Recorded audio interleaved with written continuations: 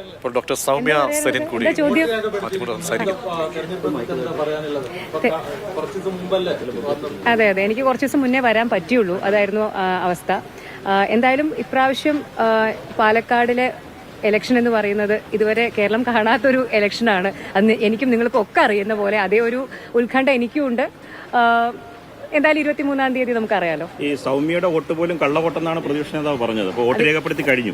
Vote രേഖപ്പെടുത്തി കഴിഞ്ഞു. ഞാനിതിന്റെ കാര്യങ്ങളെല്ലാം വളരെ വിശദമായി നമ്മൾ ചർച്ച ചെയ്തതായിരുന്നു.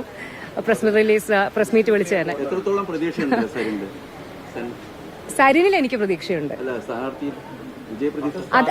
അത് തന്നെയാ പറയുന്നത്. എനിക്കുള്ള പ്രതീക്ഷ, സരിനെ ഒരു വ്യക്തി എന്നുള്ള രീതിയിൽ എനിക്ക് ഉള്ള പ്രതീക്ഷ തന്നെ ഇവിടെയുള്ള വോട്ടർമാർക്കും ഉണ്ടാക്കിയെടുക്കാൻ സാധിച്ചു എന്ന് തന്നെയാണ് ഞങ്ങൾ വിശ്വസിക്കുന്നത്. അതുകൊണ്ട് തന്നെ നല്ല ശുഭപ്രതീക്ഷയാണ്.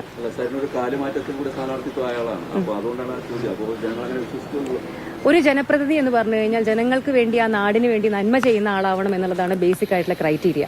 അത് സരിൻ 100% സാറ്റിസ്ഫൈ ചെയ്യുന്ന ഒരാളാണെന്നുള്ള പൂർണ്ണ ഉത്തമ വിശ്വാസം ഒരു പങ്കാളി എന്നുള്ള രീതിയിലും സരിന്റെ ഏറ്റവും അടുത്തൊരു സുഹൃത്ത് എന്നുള്ള രീതിയിലും എനിക്കുണ്ട്.